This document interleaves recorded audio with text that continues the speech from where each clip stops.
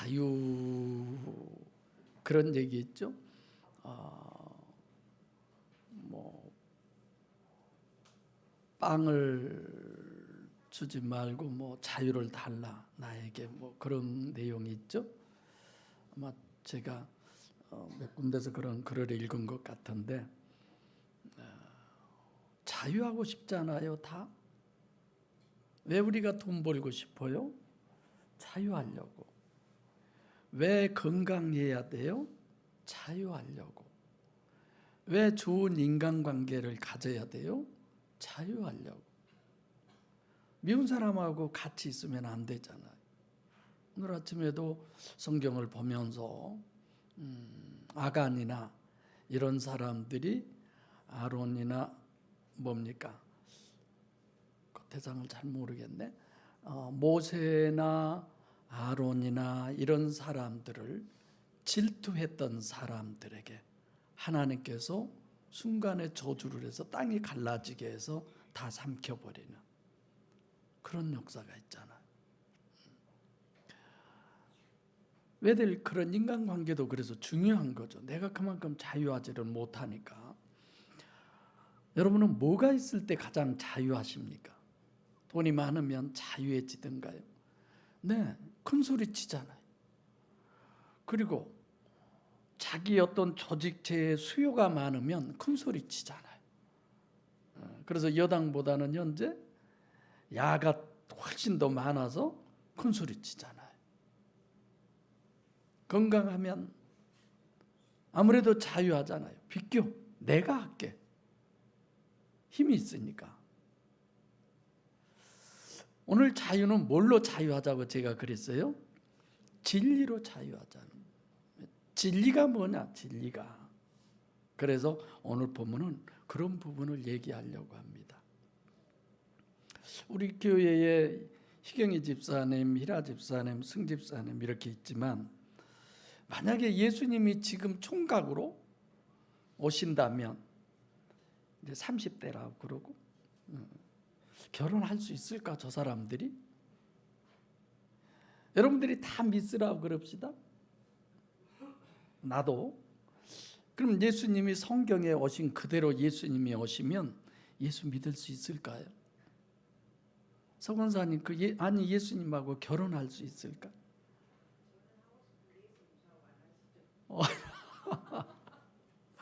무슨 소리야? 진짜 저 말 잘하셨네. 예수님은 하고 싶은데 서건사님이 발로 찰 거예요. 내가 증거해 드릴게요. 이따. 사실상 우리가 예수를 믿는 근거는 어디에 있어요? 근거가 기준이 뭐 때문에 우리가 예수를 믿어요? 성경을 통해서. 그러잖아요. 예수 믿는 근거는 성경밖에 없어요. 성경이 없으면 예수도 없어요. 성경이 없으면 하나님도 없는 거예요. 성경이 없으면 동정녀 마리아의 잉태를 어떻게 우리가 알 수 있어요? 근데 사실상 지구상에 40억 내지 50억 사람들이 과연 예수를 믿을까? 제가 보기에는 예수 못 믿을 것 같아요. 오늘 본문을 보면 유대인들이 예수를 죽였다고 그래서 유대인들을 핍박하고 예수 믿는 우리들도 사도신경을 하면서 본디오 빌라도에게 십자가에 못 박혀 죽으시고 이렇게 사도신경을 하잖아요. 그래서 개신교 교인들이 매 예배 때마다 사도신경을 하면서 자기들은 예수를 잘 믿을 것 같은데 정말 예수 잘 믿던가요?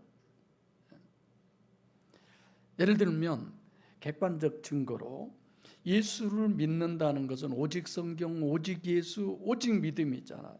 그럼 성경을 떠나서는 예수를 알 수도 없고 믿을 수도 없고 그럼 어떻게 믿을 수 있어요? 지구상에 예수를 믿는 오직 성경, 오직 예수, 오직 믿음이 진짜 이 말이 맞나? 말은 맞는데 여기를 기준으로 과연 신앙생활들을 하고 있나? 이런 생각이 들어요. 오히려 성경보다는 어떤 부분에서 봐서는 윤리 도덕의 기준을 더 두고 설교들을 하는 그런 설교를 많이 봅니다. 예수님이 이 땅에 오신 건 우리를 구원하러 오셨잖아요. 그 구원의 근거는 성경밖에 없어요. 그래서 19절로 20절에도 성경을 내가 올바로 해석하라. 또 마태복음 5장에도 내가 율법을 폐하러 온 것이 아니라 율법을 완전케 하러 왔다고 그러잖아요. 우리를 구원하려고. 그래서 그 숨겨진 것을 확실하게 실제로 믿게 하려고 예수님이 오셨고 십자가에 못 박혀 죽으셨고 이런 거죠. 여러분 개인을 생각해 보세요. 다시 예수님이 오신다면 내가 과연 이분을 믿을 수 있을까? 우리는 성경을 가지고 예수를 믿지만 예수를 직접 만나서 예수를 믿을 사람은 저는 아무도 없다고 생각합니다. 예수를 죽였다고 유대인들을 핍박하고 빌라도를 저주하지만 기독교에 있어서 과연 성경이 절대인데 그 성경이 절대이기 때문에 교회마다 성경을 강조하고 성경을 몇 독을 했느냐, 성경 필사를 몇 번을 했느냐, 뭐 이런 것 중요하게 생각하지만 거의 다 보면은요 맹신해요. 그래서 성경이 중요하긴 하지만 그보다 더 중요한 게 뭐예요? 성경 해석이에요. 이건 정말 중요해요. 만약에 성경을 잘못 해석하면 차라리 성경이 없는 것만 못해요. 왜냐? 성경이 하나님의 말씀이라는 그 부분 때문에 맹신적 확신 때문에 자기가 잘못 해석하고 잘못 해석한 것을 오히려 정죄하는 것을 잘못됐다고 그러고, 내가 그런 비유를 그렇게 얘기하잖아요. 그 지역은 사슴들이 사는데 다 눈이 하나밖에 없어요. 눈 둘인 걸 못 봤어. 근데 다른 지역에서 살던 눈 둘인 사슴이 거기를 갔어요. 그랬더니 뭐가 왔어요? 병신이 왔다고 막 손가락질을 하고. 다 자기만의 기준이야. 진짜 기준이 뭔 줄을 모르는 거죠. 사실상 우리가 생각해 보세요. 유대인들이 예수를 왜 죽여요? 뭐 여러 가지 얘기가 있겠지만 성경을 잘못 해석했기 때문에, 성경으로 예수를 자기들이 평가해 보니까 예수가 잘못된 거예요. 그래서 죽였어요. 하나님 아니라고. 그 잘못한 거잖아요. 사실 그래요. 성경을 바로 해석하는 건 정말 어려워요. 양이 66권이에요. 66권 내용 복잡하잖아요. 그걸 모순 없이 해석한다는 게 쉽겠습니까? 성경이 봐보면 그래요. 실질적으로 어떤 때는 오른쪽으로 가야 옳다고 그러고 어떤 쪽은 왼쪽으로 가야 옳다고 그러고, 가끔 보면 이거 어느 장단에서 놀아놔야 돼? 이런 생각이 들죠. 어디서는 그냥 누구든지 주의 이름 부르는 자는 구원을 얻으리라 그래놓고, 어디서는 주여 주여 부르는 자마다 다 구원 받을 것이 아니다라고 하고, 내 아버지의 뜻대로 행해야 된다고 하고, 이런 걸 어떻게들 해석해요? 창세기 1장 1절부터 계시록 22장 21절까지 모순 없이 그냥 직선으로 이렇게 꿰뚫어 볼 수 있는 과연 그런 인간이 있을까? 그래서 성경 해석은 하나님이 역사하기 전에, 성령이 역사하기 전에는 저는 불가능하다고 생각합니다. 본문 예수를 죽인 이런 장면들만 봐도 우리는 충분히 그렇게 생각할 수 있죠. 그래서 성경은 하나님의 말씀이기 때문에 먼저 결과를 알아야 돼요. 목적을 알아, 목적. 오늘 우리가 예배드리는 목적이 뭔가를 알아야 돼요. 대표 기도를 해도 목적이 뭔가를 알아야 돼요. 연주를 해도 목적이 뭔가를 알아야 돼요. 내가 왜 오늘 교회까지 가서 이런 예배를 드려야 되고, 집에서 영상 틀어놓고 그래도 되잖아요. 본문은 먼저 어느 본문을 보든지 목적이 뭐냐를 바로 알아야지 목적을 잘못하면 안 돼요. 그래서 송정로님 친손주도 목적을 분명히, 나는 서울대, 목적을 분명히 세우고 핸드폰이나 이런 모든 건 놔두고 삼수까지는 안 해도 만약에 내가 합격 못하면 2번까지는 재수를 할 테니까 봐달라고 미리서 그랬다잖아요. 근데 합격하잖아요. 서울대가 중요한 게 아니라 어렵잖아요, 들어가기가. 그러니까 목적을 잘못 알고 신앙생활 잘못하면 스칸달리조에 걸리는 거예요. 그리고 성경에 스칸달리조가 그저 뭐라고 그래요? 실족 정도로 번역할 수 없는 단어예요. 근데 그렇게 해버렸잖아요. 그래서 성경의 목적이 구원이 성령 침례 구원론이다, 신관계론이 구원론이다. 그럼 어떻게 스칸달리조를 실족으로 번역할 수 있어요? 불가능하지.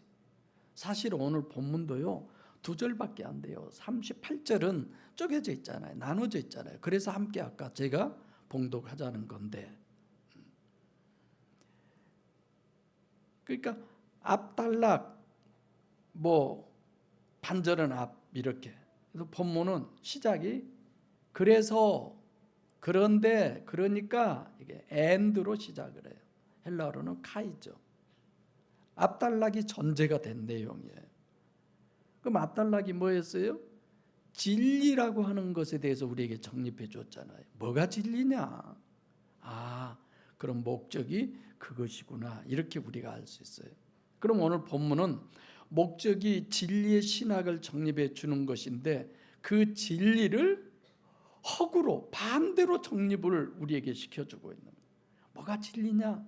오늘 본문을 보니까 이거 다 아니야, 이것도 아니고 이것도 아니고 들춰보니까 다 아니야. 아닌 걸 우리에게 통해서 진짜 진리를 알게 해주신 거죠. 빛을 설명하려면 하나님은 뭘 얘기한다고요? 뭘 얘기해요? 어두움으로. 빛을 설명을 하는데 어두움으로 빛을 설명하듯이. 그래서 우선 진리부터 우리가 생각을 해야 돼요. 하나님께서는 사람을 진리를 추구할 수밖에 없도록, 진리를 탐구할 수밖에 없도록 사람을 설계하고 사람을 창조하셨어요. 이게 진리예요. 창세기 1장 27절에 하나님이 사람을 하나님의 형상대로 창조하셨다고 그랬잖아요. 우리가 창세기 공부했을 때 다 한 내용이에요. 그러면 하나님의 형상이라는 의미가 문맥에 따라서 물론 여러 가지로 하나님의 능력의 오른손으로, 하나님의 오른손에 왼손이 있습니까? 하나님이? 우리는 오른손, 왼손, 앞에 손, 뒤에 손, 동쪽 손, 남쪽 손, 손들이 그리 많나요? 하나님이? 물리적인 존재가 아니잖아요. 오늘 본문대로의 의미라고 한다면 하나님은 우리 사람을 창조하셨는데 어떻게 했느냐? 하나님을 닮고 싶은 욕구가 있도록 창조하신 거예요. 그래서 아담과 하와가 선악과를 따먹었는데 왜 따먹었다고 그랬어요? 하나님과 같이 되려고. 그 마귀가 너희가 이걸 따먹으면 누구하고 같이 된다? 하나님과 같이 된다. 틀린 말이에요? 맞는 말이에요? 예? 맞는 말이기도 하고 틀린 말이기도 하고. 거기 하나님의 원어가 뭐라고 그랬어요? 엘로힘이야. 너희가 신과 같이 된다는 거예요. 신 뭐예요? 자유자, 자유자, 능력자. 이게 인간이 안 하려고 그래서 되는 것도 아니고 하나님을 닮지 못해서 안달복달하게 그대로 하나님이 해놓은 거야. 그래서 애들도 하고 싶은 대로 놔둬야 돼. 자꾸 자제하면 안 돼. 사실 내가 박 집사님이 하율이 할인이하고 이렇게 같이 늘 다니지만 예배 시간에 막 그러잖아요. 어떤 분들은 하지 마, 이러지 마, 저러지 마. 저 한 번도 설교하면서 별로 그런 적을 못 봤어요. 놔둬야 돼요. 하율이 지가 편지 쓴다겠어요. 지각. 아니 유아. 지각. 한 권사님도 편지 썼던가요? 괜히 질투나려고 그만 말해요. 나한테만. 자기 마음에 있는 걸 자유자재로 이렇게 밖으로 펼치잖아요. 저렇게 키워야 돼요. 그래서 서준이도 우리 집 오면 되도록이면 전 자제시키려고 하지 않아요. 뭐 성깔 부려도 놔두고 가끔 이제 내가 야단도 치지만 우리 서권사님 애는 어디다 데리고 가지를 못한다잖아요. 얼마나 막 돌아다녀 버리는지. 그렇게 커야 돼요. 자제하면 안 돼요. 되도록이면 놔둬야 돼요. 발산하게 해야 돼요. 결국은 사람은 하나님이 그렇게 창조해 놓으셨어요. 궁금증이 있게. 이게 자꾸 물어보는 거예요. 뭐야 이런 거. 다 대답해 줘야죠. 창세기 했던 것 제가 잠깐 설명할게요. 맨 처음에는 하나님의 형상을 닮으려고 그런다. 뭐라고 그랬어요? 뭘로 닮으려고 해요? 지적으로. 그래서 늘 배우려고 그러는 거야, 사람. 알려고 그러는 거예요. 내가 뭔가를 알려고 하는 것이 없다고 한다면 이 사람은 아직 하나님을 향한 마음이 별로구나. 이거 뭐야? 늘 그러잖아요. 알고 싶은 욕구를 하나님의 원리대로 자꾸 이끌어 줘야 돼요. 그게 부모가 할 일이에요. 억제하고. 그런 거 알아서 뭐해? 그만 물어봐. 이건 빵점짜리 부모예요. 최대한 가르쳐 줘야죠. 대답해 줘야죠. 모르면 틀리게 대답해 주면 절대로 안 돼요. 그거 엄마가 모르는데, 아빠가 모르는데 한번 사전 찾아볼까? 아니면 알아봐서 내가 나중에 가르쳐 줄게. 그렇게 해야 돼요. 두 번째로는 무엇으로 하나님을 닮도록 하나님이 만들었어요? 도덕적으로. 하나님의 형상대로 지은 것이 그런 거예요. 그런 본능을 가지고 그대로 살려면 자기가 분별해서 가르치지 않아도 다 할 수 있어요. 그래서 부모 자신도 분별이 한심한 사람이 자꾸 자기 수준의 애들을 대하면 그 이상은 애들이 크지를 못해요. 마지막 세 번째로는 하나님을 어떤 부분에서 닮고 싶어요? 영적으로. 하나만 주면, 하나만 놔두면요, 애들은 창의력을 발휘하게 돼 있어요. 전 서준이를 보고 그러거든요. 장난감 진짜 많아요. 집에 그거 산 거 별로 없어요. 물려받은 거, 대대로 물려받은 것들이요, 다.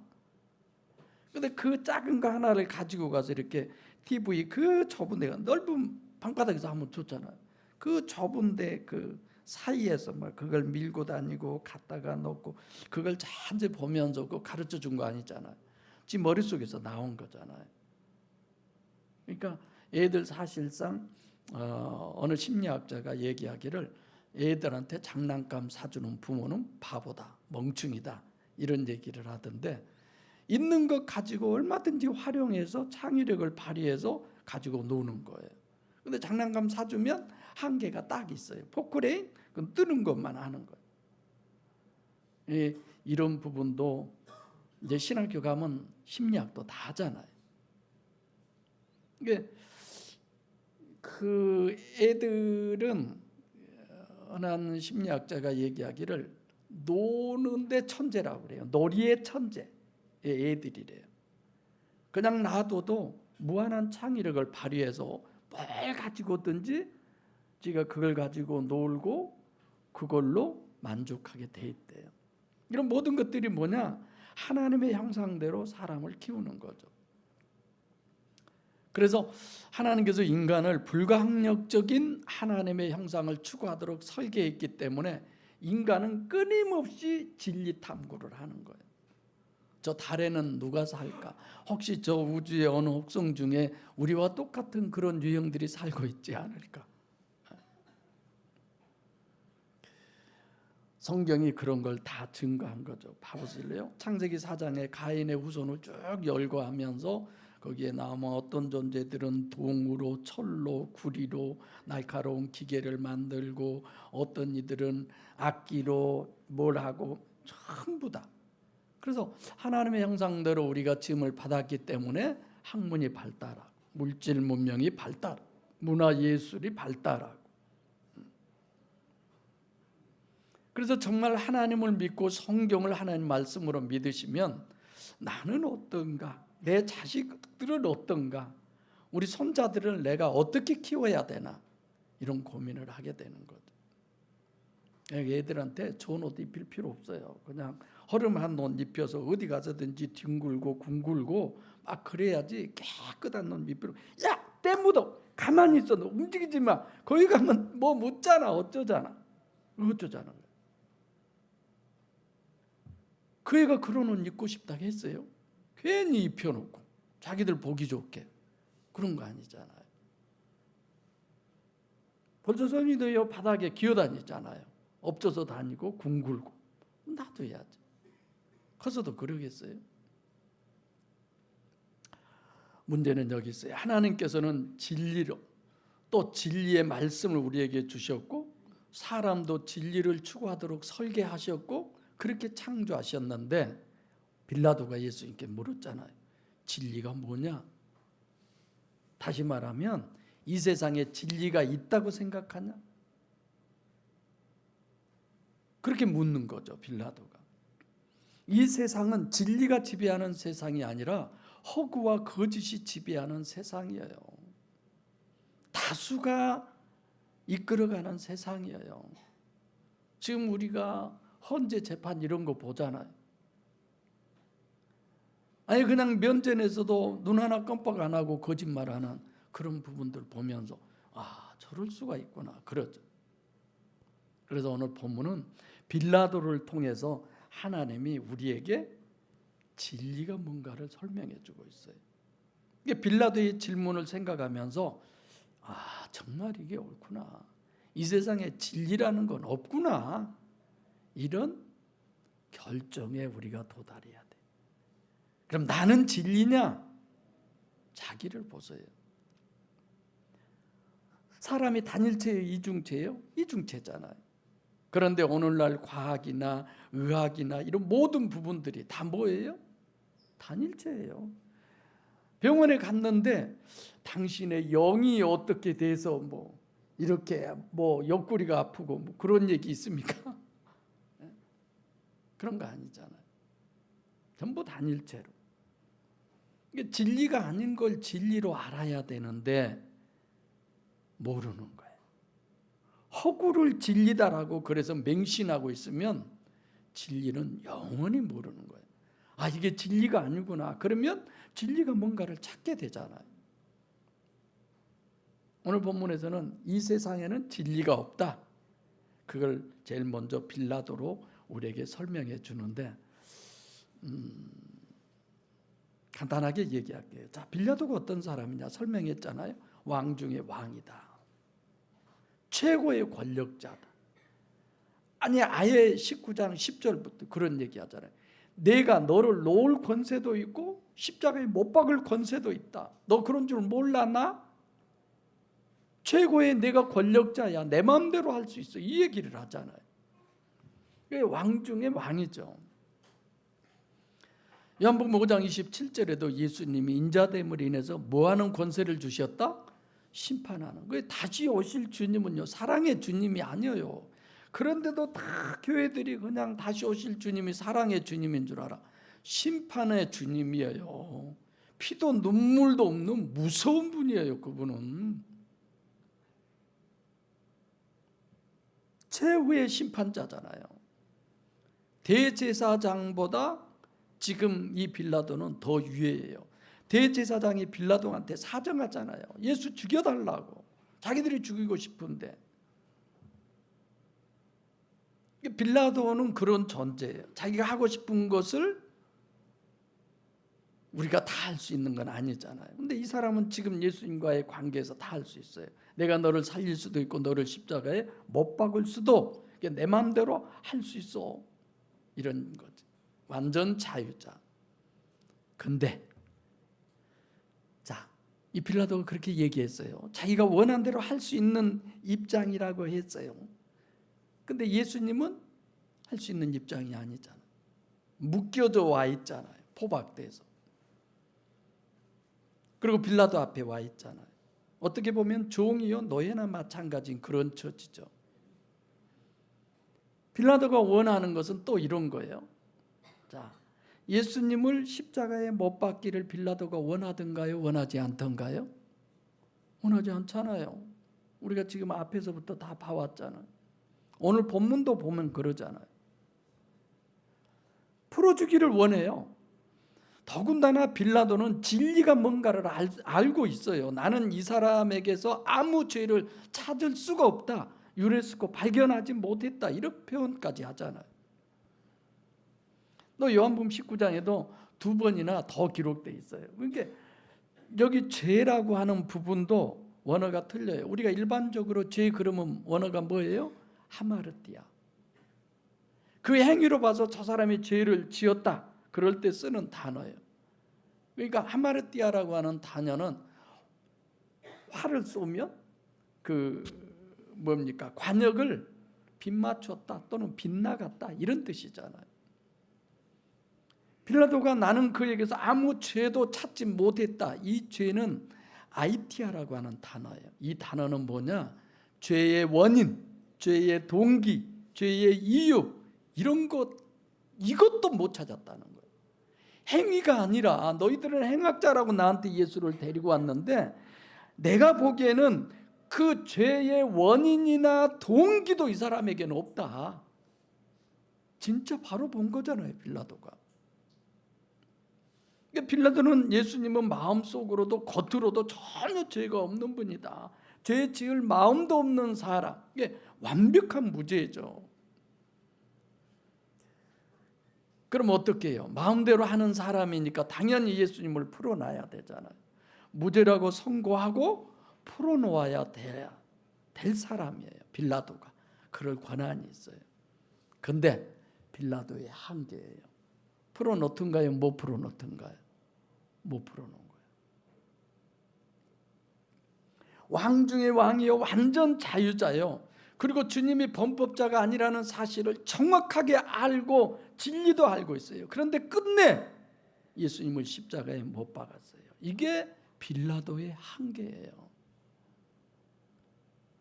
우리는 대통령이 되고 왕이 되고 최고의 결정권자가 되고 그러면 무한한 자유가 있어서 마음대로 할 수 있을 것 같은데, 물론 지금 민선 대통령 같으면 윤 대통령처럼 대통령이 하고 싶어도 반대하면 못할 수 있죠.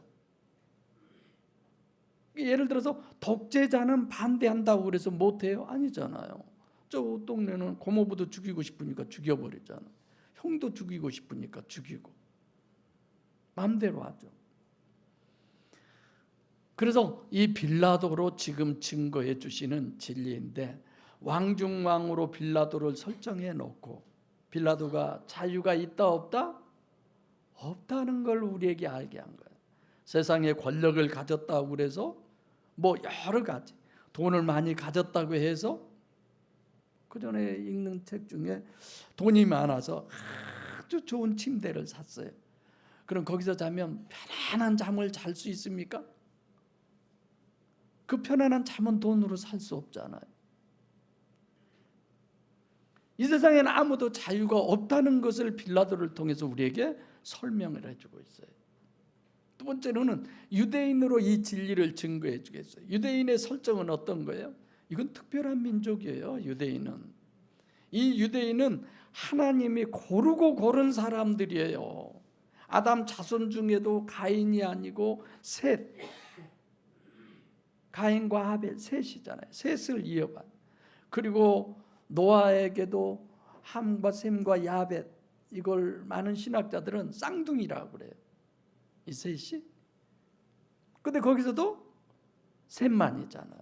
아브라함 자손 중에도 이스마엘은 아니고 누구예요? 이삭이에요. 이삭의 쌍둥이 아들 중에도 에서가 아니고 누구예요? 야곱이에요. 엄선한 거예요. 아무나 하나님의 백성으로 뽑은 거 아니죠. 또 그것만이 아니에요. 야곱의 자손들이 애굽에 가서 종살이 하는데 거기서도 구별해 내잖아요. 이게 하나님의 최선으로 그렇게 설정해 놓은 유대인들이에요. 또 유대인들 자신도 진리신 유일신을 섬기는 사람들.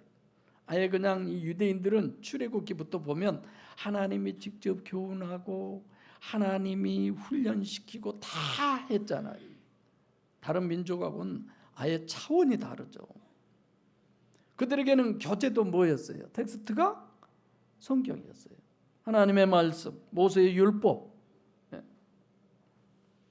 그들은 하나님의 말씀이라고 하면 끔찍할 만큼 순종하잖아요. 그런 이스라엘 사람, 유대인들은 지구상에 존재하는 어떤 민족보다도 더 최우수한 민족이라고들 말합니다. 그래서 강원도보다 좀 더 큰 나라, 2024년 통계 인구가 931만 한 1000명? 이 정도 인구밖에 안 돼요. 그런 이스라엘을 누구도 우습게 보지 못하잖아요. 그런데 본문이 증거하는 유대인의 한계는 그래요. 최우수한 민족이요, 하나님의 최선을 다하고 직접 교육하고 훈련하고 성경까지도 완전한 진리의 텍스트를 주시고 그랬는데, 그런 유대인은 어떠냐? 또 자기들이 정결하기 위해서 빌라도의 관저에도 안 들어가잖아요. 근데 겉으로 보면 진짜 거룩하고 대단한 것 같지만 완전 허구라는 거죠. 진리가 아니다라는 거예요. 빌라도 그러잖아요. 이 사람 뭐 때문에 데리고 왔느냐? 행악자라고 그러잖아요. 눈 하나 깜빡하지 않고 거짓말하는 거예요. 행악자라는 말이 뭐예요? 도둑질하고 뭐 강도질하고 이런 존재들이잖아요. 그게 완전 사기치는 거야, 이 유대인들이. 그리고 또 왜 나보다 죽이라고 그러냐? 너희 법대로 너희가 하지. 우리는 사람 죽일 권세가 없습니다. 유대인들이 사람 죽일 권세 있어요, 없어요? 있어요, 없어요? 있어요. 스데반 돌로 쳐 죽였잖아요, 자기들이. 그랬죠? 다 해놓고. 그러니까 유대인의 설정은 인간으로는 최선이야. 이보다 더 완벽하게 해줄 수는 없어. 근데 안 되더라 이거예요. 거짓이고 허구고. 진리가 있어요, 없어요? 없는 거예요. 그래서 유대인들은 완전한 왕 하나님이면서 동시에 인간이신 신인 메시아가 와서 메시아 왕국을 기다리고 있는데, 지금도 예루살렘 통곡의 벽에서 메시아를 기다리고 있잖아요. 메시아의 왕국에 대해서 지난번 설명했죠. 완전한 왕, 완전한 백성, 완전한 국토. 지금도 그걸 기다리고 있는 거예요. 여기 요한복음 18장까지 오면서 유대인들이 예수님을 메시아라고 지칭한 적이 한 번이라도 있었어요? 한 번도 없어요. 한 번도 없었어요. 안 났을 때도 네가 하나님의 아들이냐 질문한 이런 것도. 그러니까 유대인의 왕이다, 메시아다, 그렇게 예수님을 평가한 것은 누구밖에 없어요? 지금 요한복음 쭉 봐오면서 빌라도밖에 없어요. 근데 유대인들은 지금 빌라도한테 왜 예수를 넘겨요? 흉악범이기 때문에. 근데 빌라도는 예수가 메시아인 거라 한 거예요. 예수님이 묻는 질문 가지고 내가 지난 설교를 자꾸만 거듭 리바이벌 하는데 이렇게 하잖아요. 다른 사람이 너한테 알려줘서 네가 내가 메시아인 줄 아느냐, 아니면 너 스스로 알았느냐, 뭐 이런 부분이죠. 말한 걸 듣고 알았느냐. 이게 빌라도 그래. 내가 유대인이냐? 이 말은 내가 그 사람들도 아닌데 내가 그들한테 듣고 그들의 말을 듣고 그런 거 아니야. 이건 나 스스로가 안 거지. 그런 대답이잖아요. 유대인들은 예수가 메시아인 줄 모르고 행악자로 빌라도에게 넘겼는데, 빌라도가 야, 아니야, 예수가 메시아 맞아, 유대인의 왕이야, 이렇게 대답한 거죠, 사실. 그러면 유대인들의 입장에서 우리도 그렇게 못 봤는데 빌라도 저 사람이 그렇게 봤어? 우리가 잘못 봤나? 이래야 되는데 뭐라고 그래요? 결국은 6월절에 우리가 8.15 광복절이면 뭐 특사라고 그러나 그거 뭐 나오죠, 사람. 그래서 6월절이 되면 한 명씩, 이게 유화 정책이죠. 식민지 나라에 와서 나쁘고 뭐 잘못했던 사람들을 그냥 이제 풀어주는 건데, 그러니까 그런 전례에 따라서 한 명을 풀어주는데 예수를 풀어줄까? 바라바를 풀어줄까? 바라바는 누구예요? 이 설정도요, 우리가 잘 생각해야 돼요. 다른데 여기다 넣으면 안 돼요. 마태, 마가, 누가복음에는요, 우리가 바라바를 보면 민족 해방을 위해서 투쟁한 해방꾼으로 그렇게 볼 수 있어요. 마태, 마가, 누가복음은. 근데 지금 여기 요한복음이에요. 그러니까 이 바라바가 뭘 했냐? 밀란을 일으켰다. 왜요? 로마에 대항을 하는 세력을 일으켰다는 거예요. 잘한 거잖아요. 근데 요한복음은 절대 아니에요. 요한복음은 누구라고 그래요? 바라바를 강도라고 그래요. 강도. 인간관계에서의 가장 최악의 범죄를 범한 사람이에요.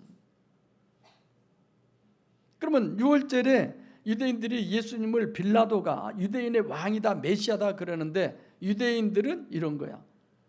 왕도 필요 없어. 메시아도 필요 없어. 저 바라바가 우리는 필요해. 바라바 풀어줘.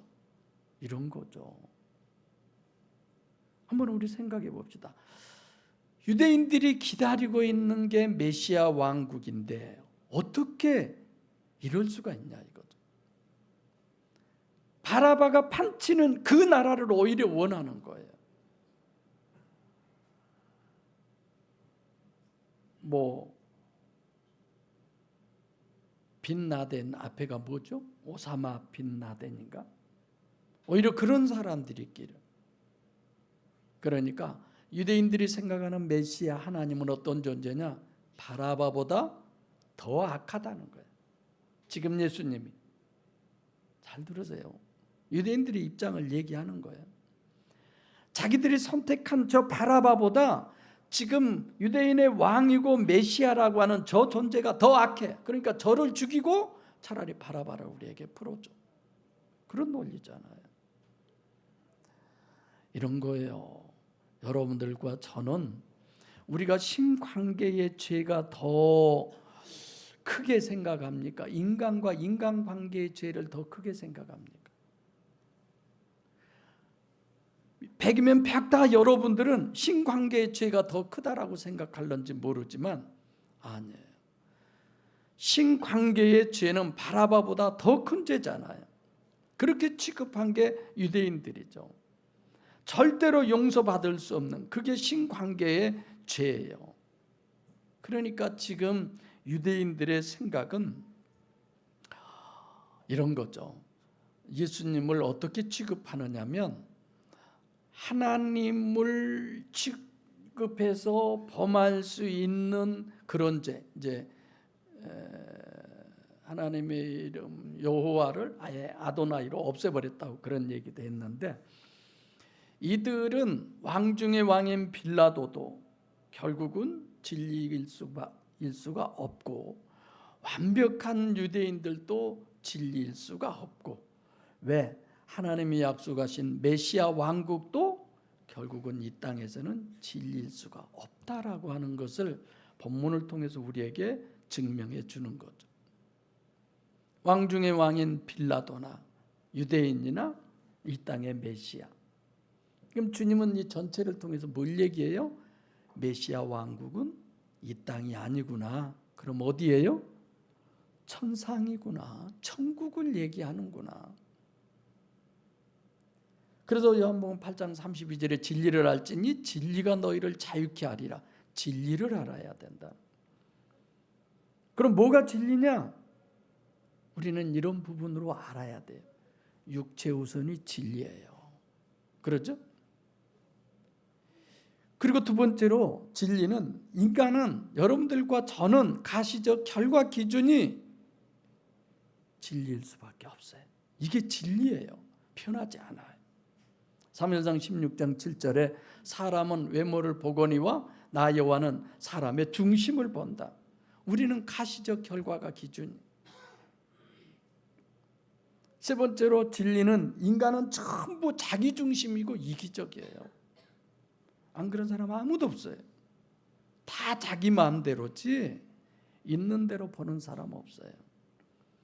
네 번째로 이 세상은 누가 지배해요? 마귀가 지배해요. 이게 진리예요.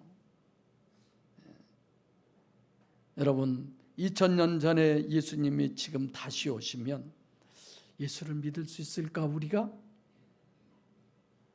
곰곰이 생각할 때 성경이 없이 그냥 그분이 오시면 우리가 그분을 믿을 수 있을까? 아니에요. 정말 그분이 아닌 성경을 보고 믿을 수 있는 믿음을 주신 하나님께 이 설교를 준비하면서 제가 감사합니다를 했어요. 인간은 육체 우선이고 가시적 결과가 기준이고 자기중심적이고 마귀의 노예, 이 진리에 이런 것 속에서 우리가 어떻게 예수를 믿을 수 있어요? 절대 못 믿어요. 진리로 자유하라. 진리와 자유는 떼어놓을 수가 없어요. 자유가 아니면 진리가 아니고 진리가 아니면 자유가 아니에요. 진리를 아는 만큼 자유한 거예요. 여러분들도 그럴 거예요. 얼마만큼 내가 진리에 의해서 살아가느냐만큼 여러분들이 자유할 거예요. 자유가 아니면 죽음을 달라고 그랬잖아요. 진리가 자유죠. 권력을 가졌다고 자유하냐? 안 그러잖아요, 본문에. 그럼 어떻게 하면 우리가 자유할 수 있느냐? 육체 우선을 포기해야죠. 가시적 결과 보지 말아야죠. 듣지 말아야죠. 늘 자기를 의심해야 돼. 예수님이 그러잖아요. 아무든지 나를 따라오려거든 자기를 부인하고 자기 십자가를 지고 나를 따르라고 그러잖아요. 이것이 안 되면 안 되는 거죠. 죽어야 사는 겁니다. 사측생이라고 그랬잖아요. 경험하고 체험하면 다 됩니까? 아니에요. 오직 성경, 오직 진리 하나로만 이 모든 것은 가능한 겁니다. 그래서 요한복음 8장 32절에 진리를 알지니 진리가 너희를 자유케 하리라. 그리고 36절에 뭐라고 그래요? 아들이 너희를 자유케 하면 참으로 자유하리라. 이렇게 얘기해요. 여러분들과 저는 다 그래요. 로마서 7장 24절 말씀처럼 오라 나는 공고한 사람이로다. 이 사망의 몸에서 누가 나를 건져내랴? 이게 변할 수 없는 진리예요. 육체 우선이 진리고 가시적 결과만이 진리인 게 자기중심적 마귀 지배하에 있는 이 진리 속에서 우리가 하나님을 바로 찾아가고 하나님과 바른 관계를 가질 수 있는 길은 하나밖에 없어요. 예수께서 보혜사 성령으로 내 안에 임마누엘 하시는 길, 그 외엔 다른 길이 없어요. 정말 진리로 예수 그리스도로 보혜사 성령으로 우리 목양 식구들을 다 거듭나서 진리로 자유하고 진리로 세상이 감당할 수 없는 육신과 세상을 승리하셔서 이 땅이 아닌 저 영원한 천국에서 메시아 왕국에서 주님과 함께 영원토록 영광을 누린 참으로 귀하고 소중한 우리 목양교회 성도 여러분과 제가 되기를 간절히 소원합니다.